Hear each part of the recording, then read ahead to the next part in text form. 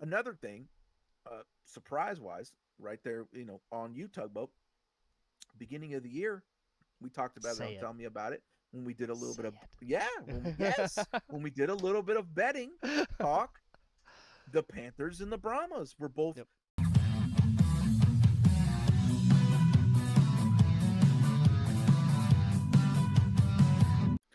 Hello, football fans and Roostin Hupneck. Oh, man, I've already blown our cover here. This is obviously not Ace and Webb. I apologize. This is a little bit different look. This is a little bit of maybe a little bit of a hostile takeover. A little bit of a takeover. I am Aric from Tell Me About It, the weekly recap show. That there is Tugboat. He is just knocking away the last few remnants of resistance, as you can hear. But the thing is we kept KB with us because she is above reproach and she's going to help us captain this ship tonight. Who else can I have? Because Brandon had to get fired from his captaining job over Hate to there see it. as that showboat sinks to the bottom of the muddy waters of the Mississippi. So we got Tugboat tugging us out into a sea of debate. Go ahead there, brother. Absolutely. Absolutely. Very, very happy for it. I was joking earlier, not polar opposites, solar opposites, given that we have, we're making it work. We're making it work. How about that? We fly by the seat of our pants, and that's just the way we like it. Yes. KB, you with us as well? I am here, gentlemen. Fantastic. Fantastic. Very, very excited for it. Gonna do my best to keep you in line. Because when we came, aboard this ship to take over, we said, well, who is really the fabric that is keeping this thing on the tracks? Who do we need to keep? And that was KB, and that is why right there. She's going to keep us going in a good, productive direction tonight. Isn't that right there, Tug? Absolutely. Absolutely. Somebody needs to. Somebody needs to, right? You see those two animals, Ace and Webb, every single week going at it. Somebody's got to keep these two mad dogs in line, just focused on something at the task at hand. Speaking of tasks at hand here, I believe there's a series of questions we need to get here started, KB. All right, gentlemen, let's start with the question of the week, which is if our UFM correspondents are on Survivor, who wins it, who's the troll, and who is the first one voted off the island? Go, gentlemen. Absolutely. Absolutely. Aric, would you like me to go first, sir? I have some spicy answers for all three of these. If you're preloaded, all I want to say is right up first, there may be some people who see my visage, see me on the video, and they say, well, obviously. So first of all, I would not win because one, this frame takes a lot of calories to keep burning. I would be miserable almost immediately.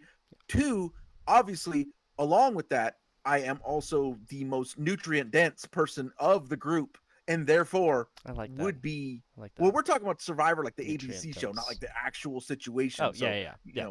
you guys probably wouldn't Clarity. actually Clarity kill is me easy. necessary there. But yes. So go ahead there, Oh. bud. Yeah. So, let's see. As far as winning, anybody with a solid mindset behind him is gonna say themselves, right? I got the gift of gam, right? Be running my lips for a living out here. I'd like to say myself. In all reality, I don't think I'd be asked back on polar opposites unless I had to give a genuine answer of like Ace, right? Done a fantastic job coordinating things, showed those leadership skills already. And let's be honest, you guys have seen the polar opposites, episode so far. Man can be a little methodical. Man can be a little bit manipulative. That's what I'm talking about. And that's what you get in a Survivor winner. Again, TV show, not IRL. I'm sitting in the comfort of my home for a reason here, Aric. Aric, excuse me. There we go. I mean, either one. We're good. We're good. Hey, I'm with that. Um, Ace or also our disembodied voice here, KB, because like we said, this is the real brains and discipline of the operation. And right, and everybody automatically is just like, oh, I trust KB was going to keep us on track. So I like that. I would not be surprised if in the end, there you go. I hear Because you. we all have it's that implicit trust that you can then turn around and use against people. Yeah, it's Go ahead. What's your next answer, man? the puppet master, right? She's pulling these strings behind the scenes and making things There it happen without is. being directly involved. I mean, I've never seen this in person. She's never been on here before. I hear the disembodied voice going all the time. Who is KB? This is the question that we're asking here on Solar Opposites. We're looking at the second. Who is the troll?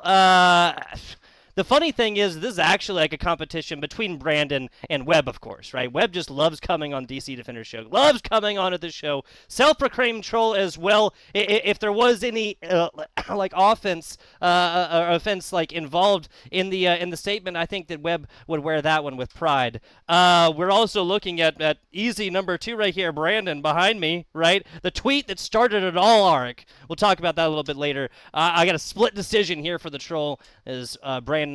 That is Webb. I'm taking Webb because Brandon still has a little bit of charm and sweetness, behind that heart, whereas Webb is true grizzled malice. Like definitely Webb, definitely Webb. You know what, disturber. I can't say it on a PG program. Yeah. Absolutely. Oh, KB, who is winning? Who is the troll? Oh, you guys. Come on. Yeah, hey, it's gotta come everywhere here. I really think that Webb is the best troll out there. Like, Webb brings it. Like, yeah, he's the brains of the UFM, guys. You want to talk about me? I'm nothing without that guy. So, I mean, Webb gets my vote. There you go. Yeah, for sure. There you go. Hey, that's 3 for 3, undefeated. Wish the DC Defenders could say the same. Webb, that's one right to you. There we go. What's next? Oh, yes, and then obviously first one voted off TV show here for Survivor. KB, Aric went first last time. KB, let's get your answer first, and Aric, and I'll give mine. How about that? The first one voted off out of all the UFM guys.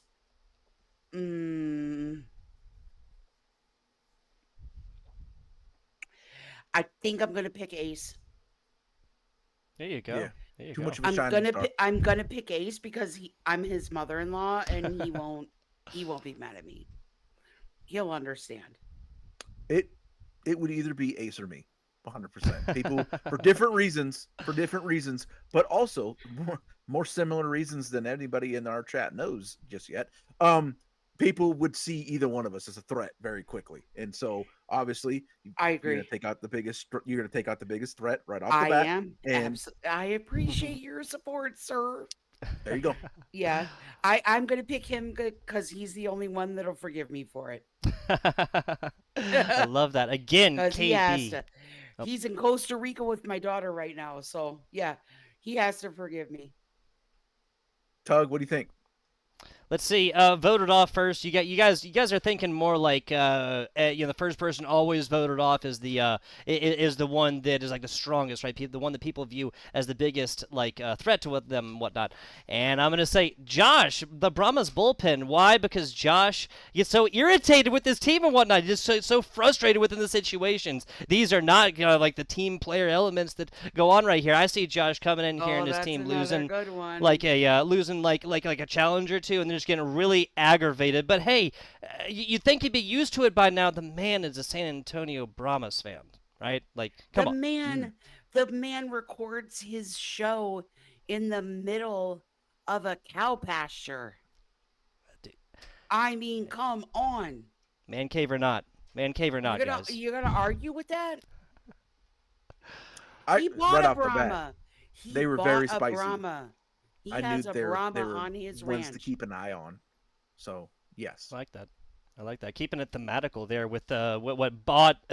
Now, okay, the dying question. Everybody on the UFM, everybody in the UFL in general wants to know: is there a significant difference between a Brahma bull and a normal bull, a regular bull, another species of bull? Is a Brahma a species of bull? Is that a bull from a specific area? Yes. Type of bull, yeah. Yes. It's type of bull specifically. Okay, and he specifically bought a Brahma.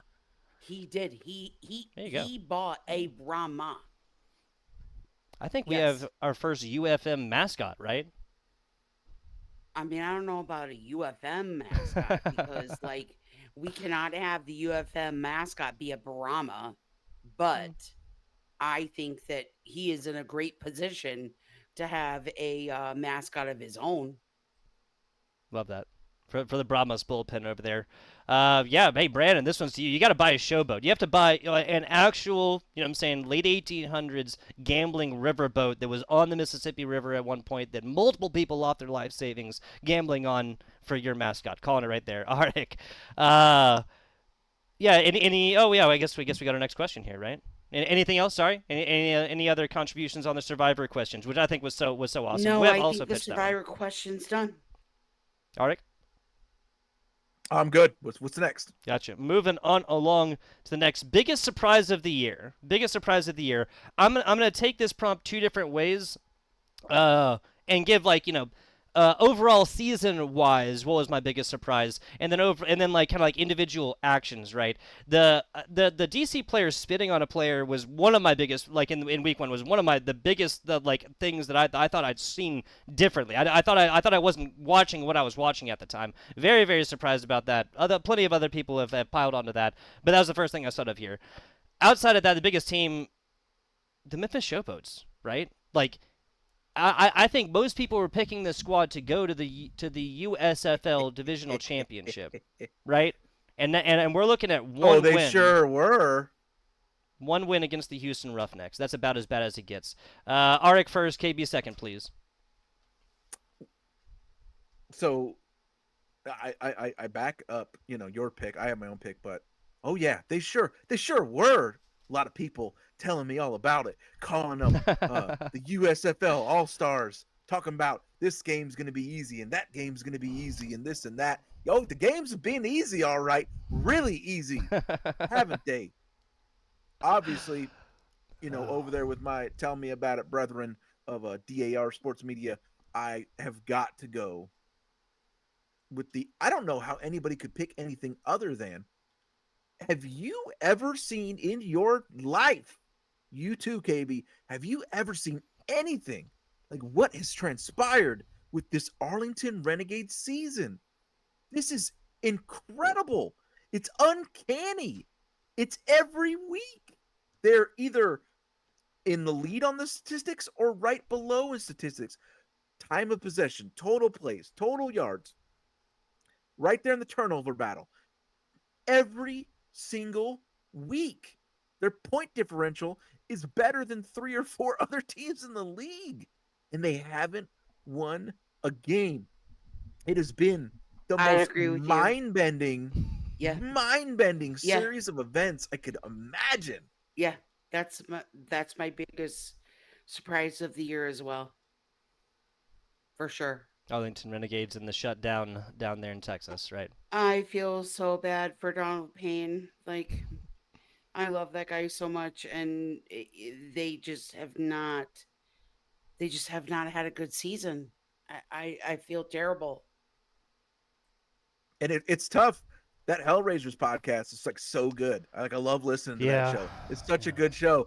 And those guys just have nothing fun to talk about every single week. Brutal. The beginning of the season, there was so much to talk about with this Renegade squad. The question was there. I said Memphis because I had so much that I expected from this squad that consistently, that things are just not gone for, things are not attempted, players are not utilized when they need to be. It seems like, to me, the Arlington Renegades have tried pretty much everything they can, man. Pretty much everything they can to get a dub, and you have last-second wins just everywhere. They are last-second losses, excuse me, everywhere. Like, they're finding them like lint in their pocket, folks.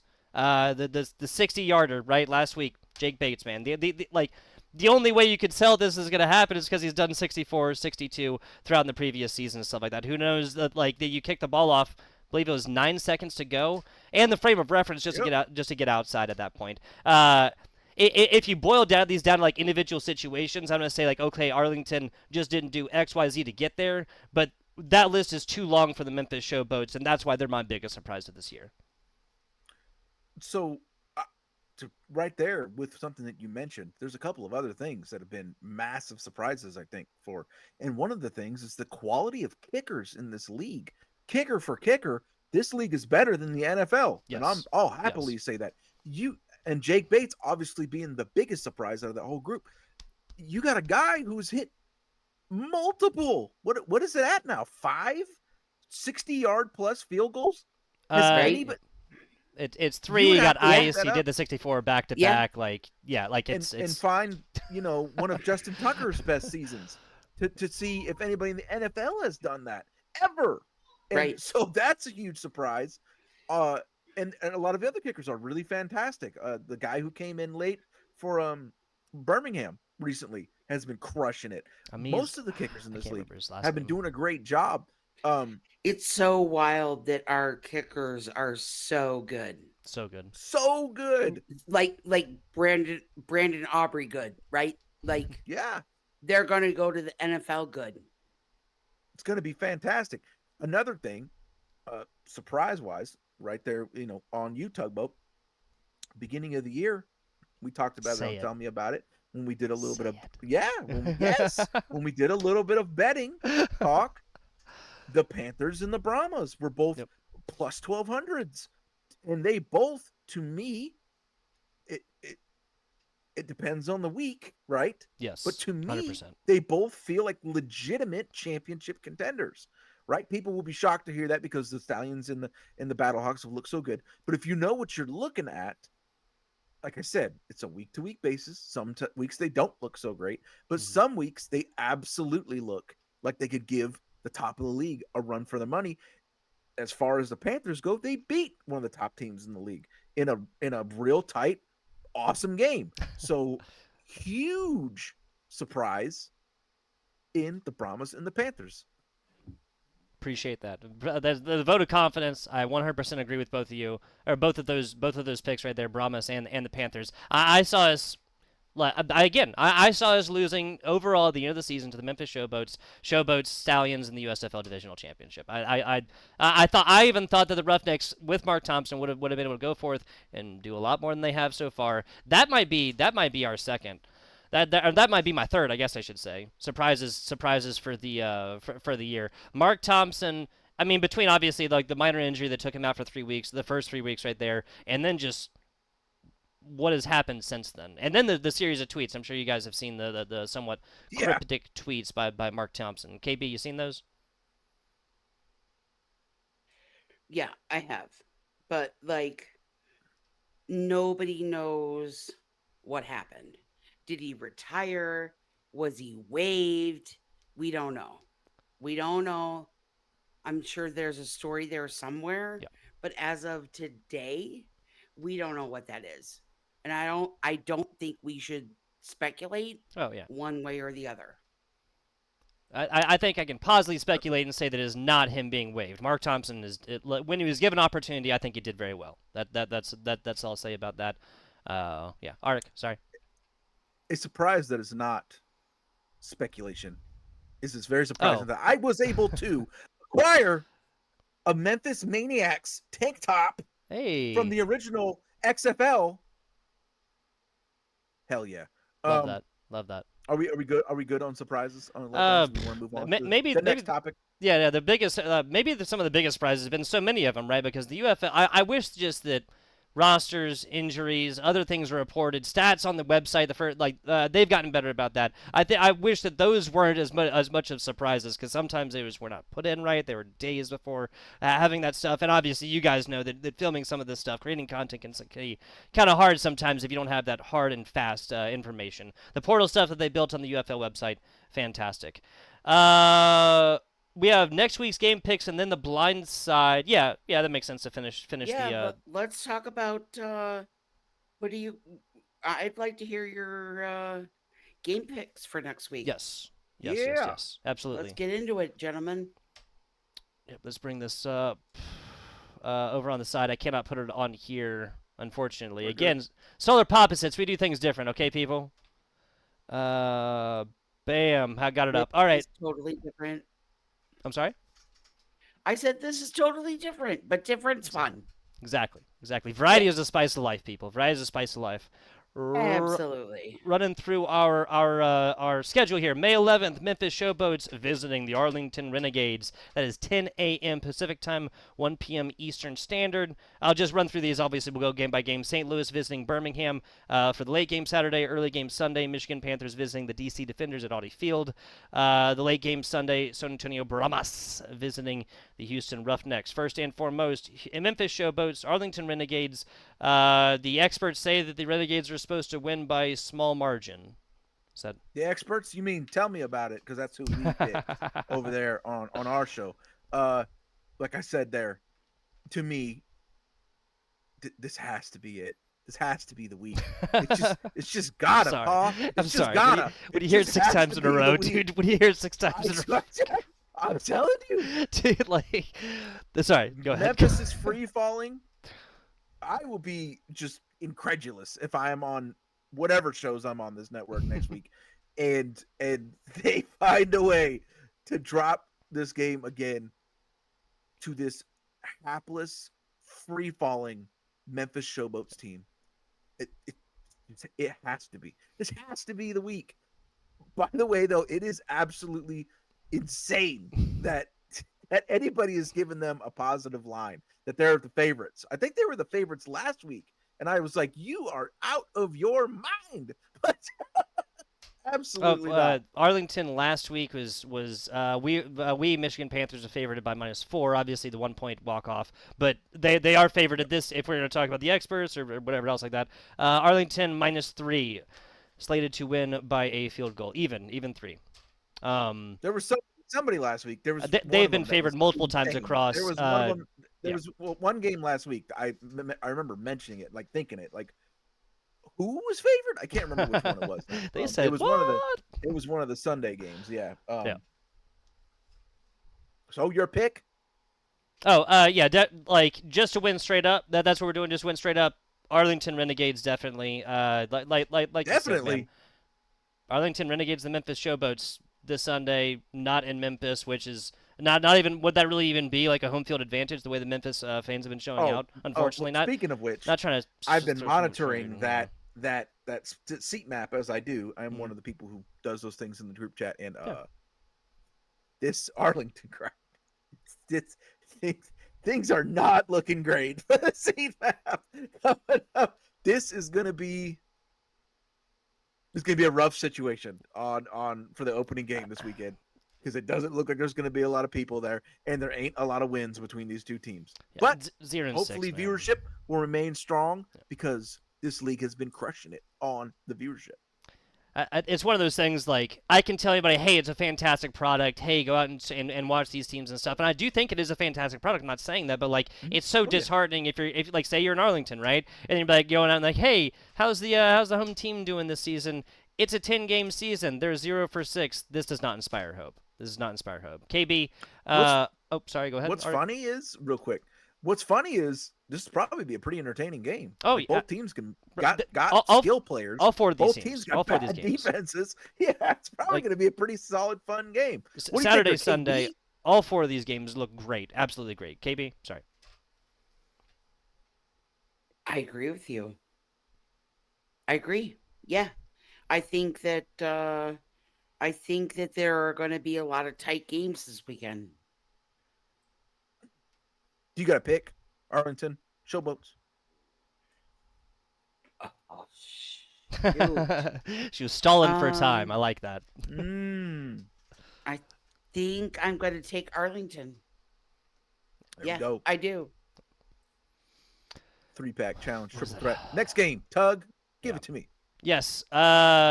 Birmingham Stallions, mild favorites, hosting the St. Louis Battlehawks. Everybody with a head attached to their neck is saying that this is the UFL championship game. like preview, right? Like this is these two. Of course, if it is, they've already announced that St. Louis will be where the championship is played, regardless. So, it is the preview of that championship game, almost certainly outside of like crazy math or whatever else like that, with an asterisk, because of course it would be in St. Louis.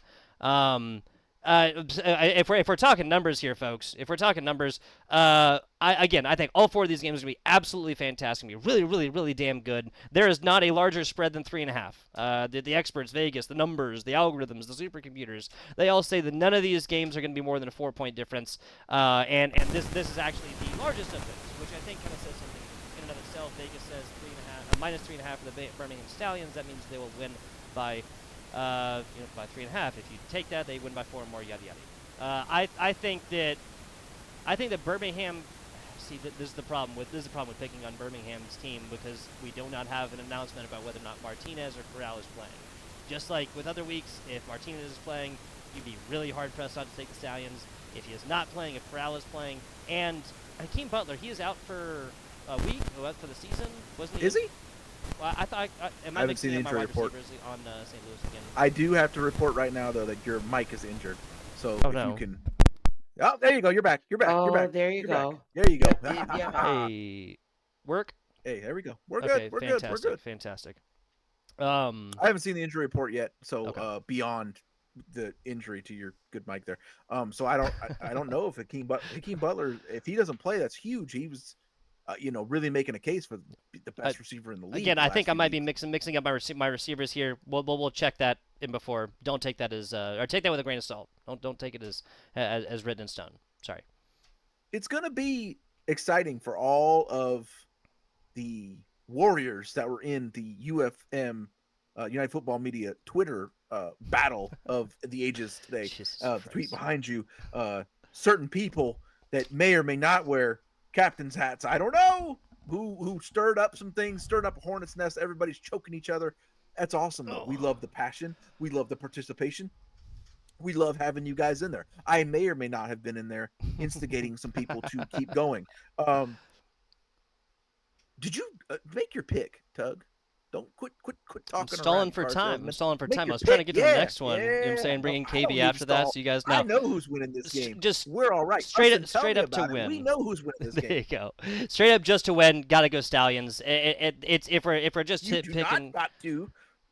Go ahead. And it's at home. And you were talking about attendance maps, seat maps, right? Like how stacked it's going to be. Haven't they opened up another section for Birmingham Stallions stands to sit in? Oh. So now They're got giving half the away stadium. freaking Now they got half the bottom of the stadium hoodies open. Asses, Wow. and seats. like Wow. Asses, seats. Wow. Like. Oh, okay. I've played high school games in front of bigger crowds than that, brother. So no, they're still not absolved yet. I don't got time for that. No. Yeah. The stadium's open. We got people in the Discord acting, like that's something to celebrate. Like they've accomplished something all of a sudden because they're giving away hoodies at the game. I almost bought a ticket. They're giving away hoodies didn't at the game? go. No, not at the game, but there's a deal where you could get a ticket and a hoodie. It's like $12. I almost got one just to get a hoodie for $12. Not even go to the game. This was not a staged read, guy. That's crazy. I didn't know that. Yes. Season ticket holders were butthurt because they were like, "Hey, where's my hoodie?" They should be. I don't know what ended up happening with that, but I agree that that's, like, what's the plan there? Well, it'll be a better crowd than usual. No. But I'm still not impressed. Go ahead and wrap it around. Get 3/4 of that lower bowl opened, and then maybe you could see me about something. Because out there in DC, Rowdy, they don't got that issue. St. Louis, they don't got that issue. Both places where I have been told for so long, people with certain accents who are very arrogant about it when they say it to you, it just means more down there in SEC country. It's true, dude. What can I say? I'm waiting to see it. Part of the blood. Okay. Part of the blood. Yeah, you're one of those Absolutely. miscreants. Those University of South cretins. Carolina, go All right. Gamecocks all day. Oh, right. Another one of y'all. Isn't that what? Never mind. We several generations of family now. It's a family thing. KB, could I get your pick, ma'am, for the St. Louis Battlehawks and the Birmingham Stallions? I'm going with the Stallions. Oh my gosh. Yeah. Yeah. I actually have an official bet on the Stallions. For sure. I'm surrounded by by people who do not want to take bold steps into the future. You're surrounded by people who want to win money on their bet, sir. Well, I want and Yeah. can. Yeah. Yeah. I think so. I'm telling y'all right now, I am surrounded by folks who do not want to boldly step into the future. We've been talking about it on Tell Me About It for many, many weeks. We talked about it this week. It is happening. The Battlehawks are winning this game. I do not care about this little punk crowd that they think that they've got in there this week. I do not care about all of these follies that they've taken advantage of from these other squads that they've done. We have a lot of respect for Adrian Martinez. Probably going to be the MVP, but the Battlehawks are going to come in there and show they are the more complete team, that they are the real number one team in the power rankings, that they were one incredible Jake Bates field goal away from being undefeated as well. They are going to come in and make this happen. The issue is when two great teams play each other and they play each other a second time, it is extremely difficult if you won the first game to win the second game. So that might overall bode for a heartbreaking end to the season in front of 60,000 people in the Battle Dome. But I think the Battlehawks are winning this game. There you go. This weekend. Love it. Love it. We're going to move on to, Michigan Panthers, DC Defenders. Got to ask, tell me about it. Did they agree with you? Were they also on Team Battlehawks? Oh, yeah. Oh, yeah. No, all the way through? Oh, yeah. Very nice. Very nice. You got some of the experts behind him. I like it. Michigan Panthers, DC Defenders. This is basically a pick'em game. This is the DC Defenders hosting Michigan Panthers at Audi Field, where they were previously undefeated until the previously aforementioned St. Louis Battlehawks. Again, this is a pick'em. This is as even as it gets. KB first, please, ma'am. Give you your pick here for the Michigan Panthers visiting DC. I am. Oh, you guys. I think I'm gonna go. Oh, Webb's gonna hate me. I think I'm gonna go with the Panthers. Getting it done there in Audi Field. The way that Jake Bates has been kicking, I cannot disagree with it. Aric. So, on Tell Me About It, I was very quick to pick the Panthers because we like the Panthers over there a lot. The thing, though, is the more time I had to think about it, this is something that only really the most top tier upper crust squads can pull off. Going into Audi and beating a desperate Defenders team because they need to win. They have to win to keep pace, to have a chance. Every time, as much as I love the Panthers, every time they've had the opportunity to separate themselves, to beat a good team, they have fallen short every time. When they had the opportunity to, well, other than the first game of the year. Thank you. When there they you had go. the opportunity to beat the Stallions, they couldn't get it done. When they had the opportunity to beat the Brahmas, they couldn't get it done. So that does not give me the confidence that they're going to be able to go into this home field and make this happen. So I'm going to have to, after some more thought, switch my pick from Monday's show. I'm going with the DC Defenders at home.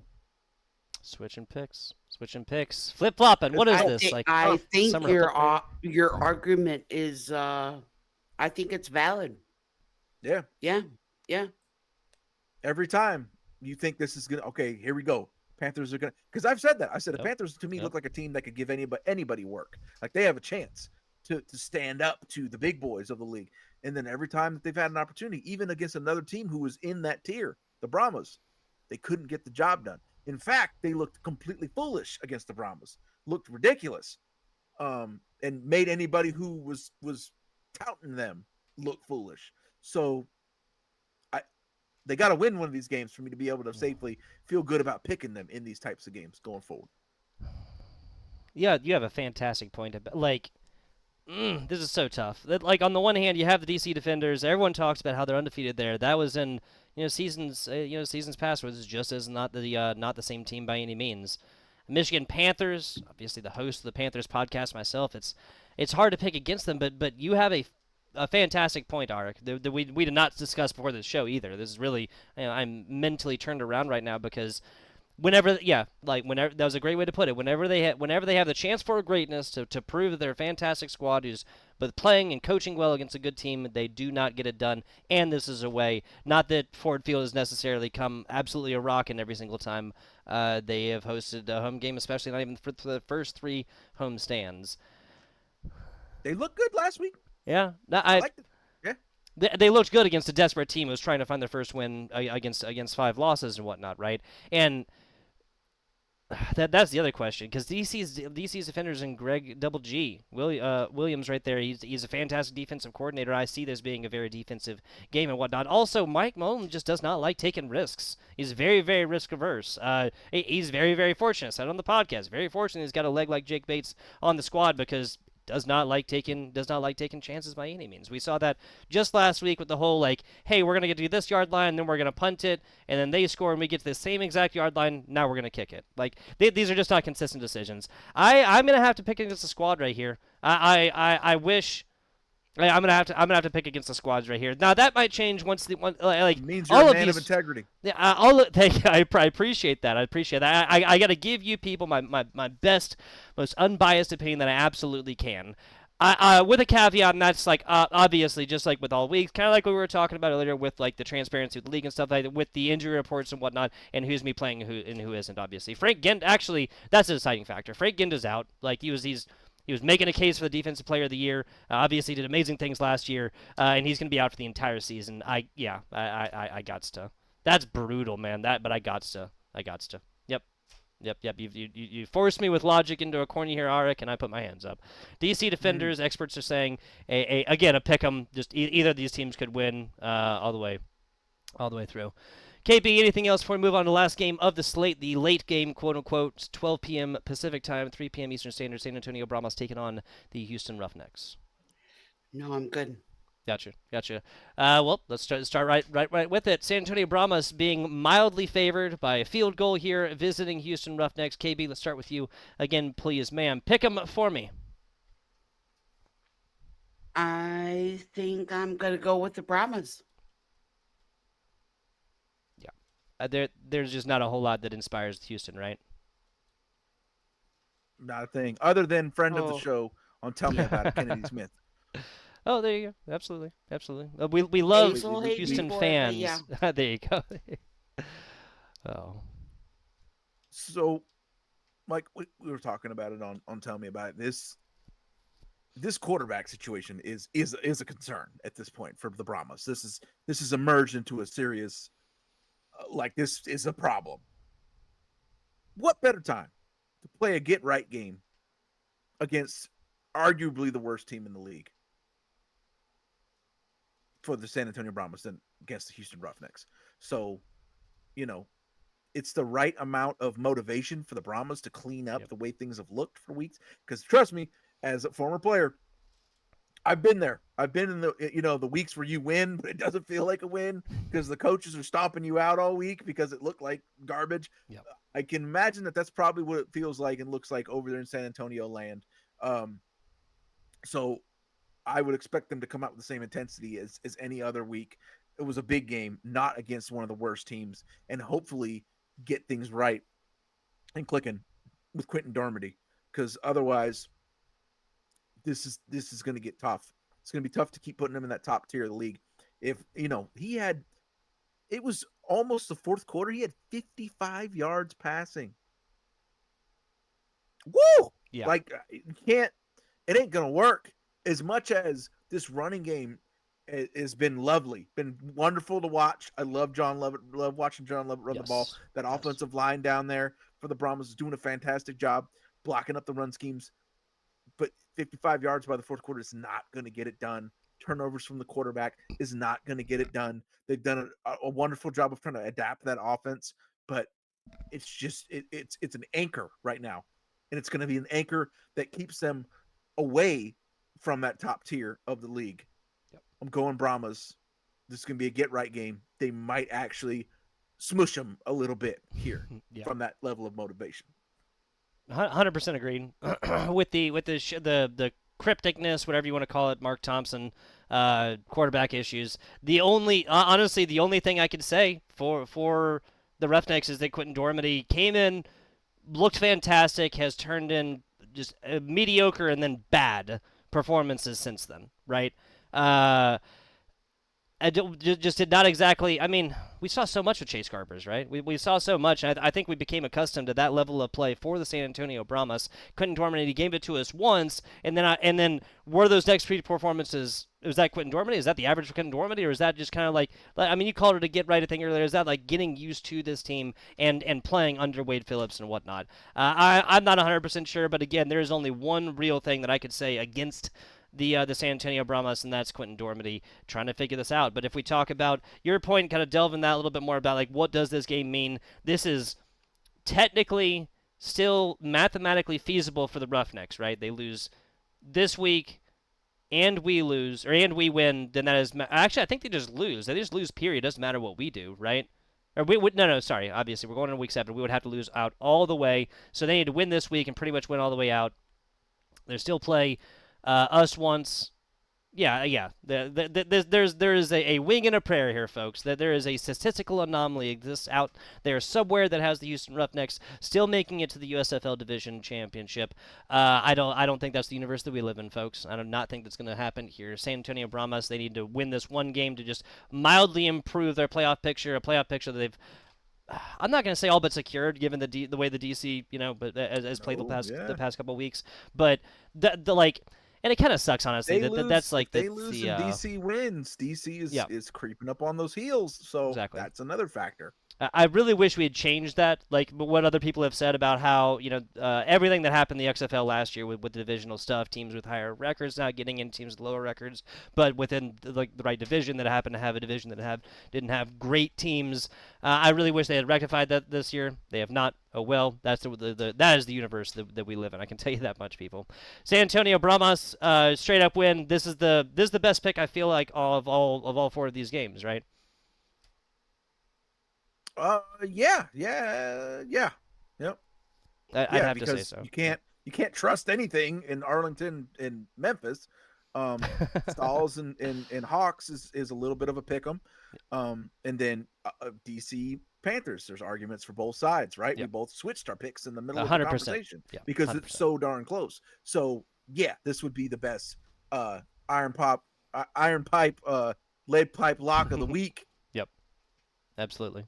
And again, folks, we have a quartet of absolutely fantastic games where playoff contentions, teams that have history, and very, very evenly matched expectations coming in for this weekend, May 11th, May 12th. KB, do we have anything else here for our pick'ems and whatnot before we move on to our last segment? I don't think so. Gotcha. Without further ado, the blind side. I actually made a point as to not ask you guys what exactly this meant because I have no idea what this was. It just says it on the Discord. So, KB, could you please explain? That's the point of the blind side, sir. Nobody's supposed to know the question. I thought it was like blind side, like what I used to protect for my quarterback. There you go. I'm just telling you, something else. Okay. He's gonna have an edge here. Yeah, no. This isn't an offensive line segment. Well, damn. No. Please No. not be. It is not. Fantastic. That's great news. All right, what do we got? All right, so we are 6 weeks into the season, right? So what I want to know is, do you have a bone to pick with the league? There are things that you think the league could be doing better, or a team that you wish had done something different? So spill it, gentlemen. So I hate to speak on things that I don't know all of the details of. But I think both of you are familiar with, since we've all been in this Discord for a minute. I the scheduling just is it just blew my mind from day one.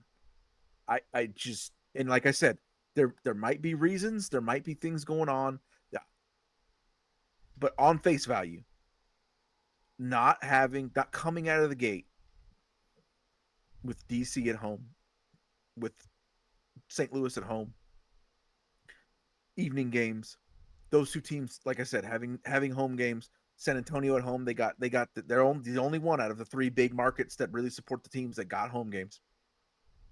And then dragging your feet for so long, like the Michigan Panthers didn't have tickets on sale to like the week of the game, and they started off the year with 3 straight home games.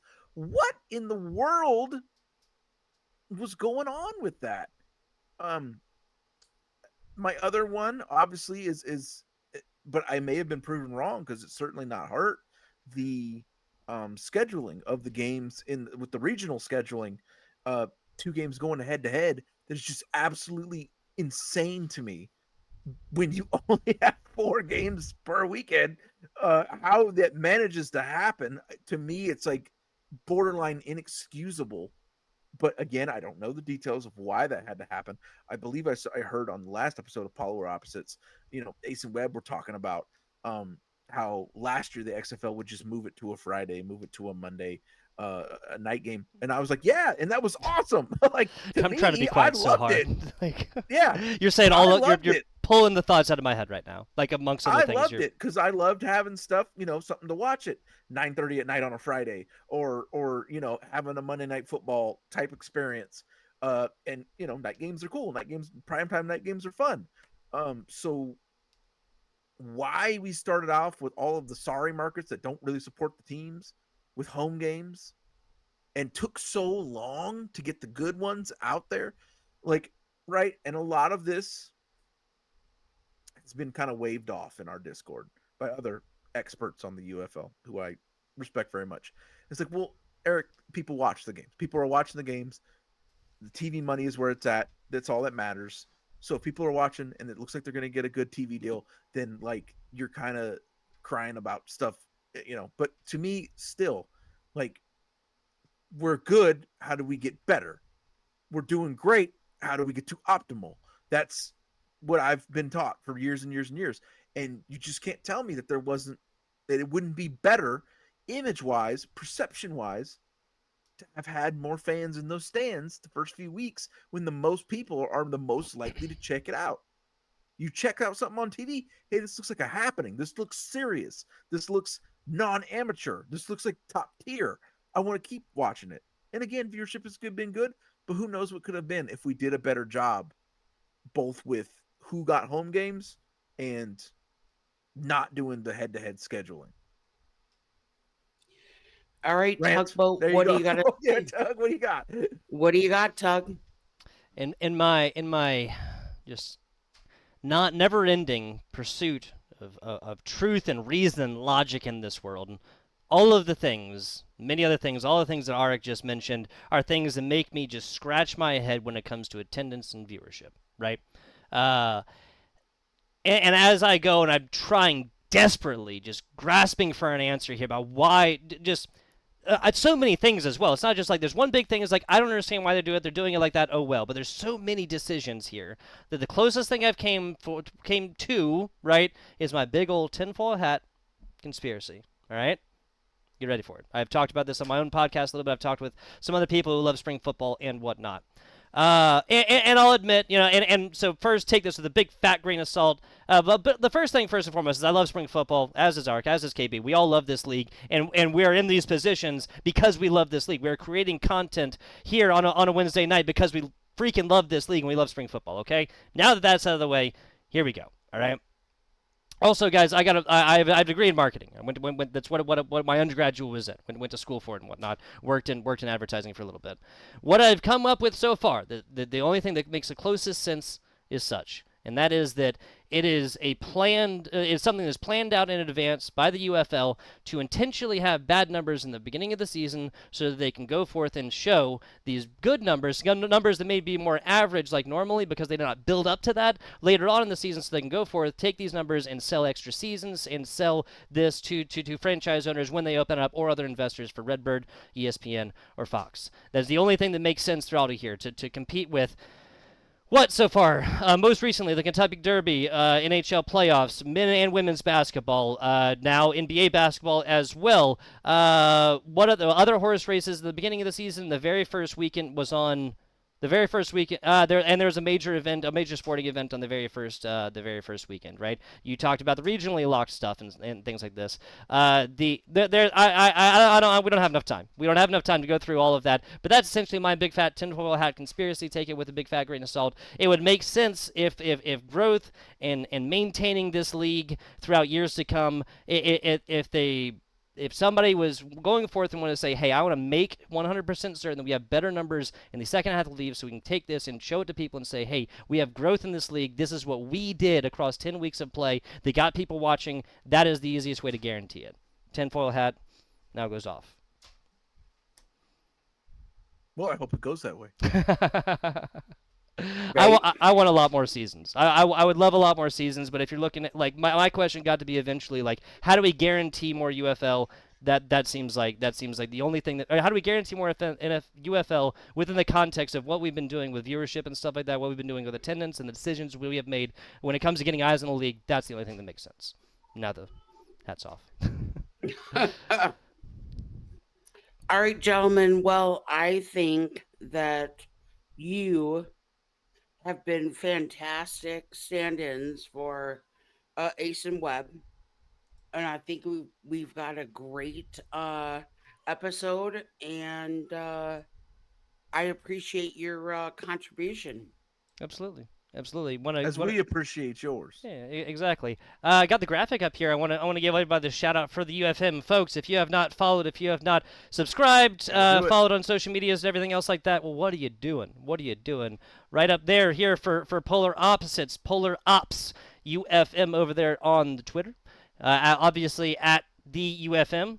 Right here. That wasn't even intentional, folks. I just want to have the tweet up back here.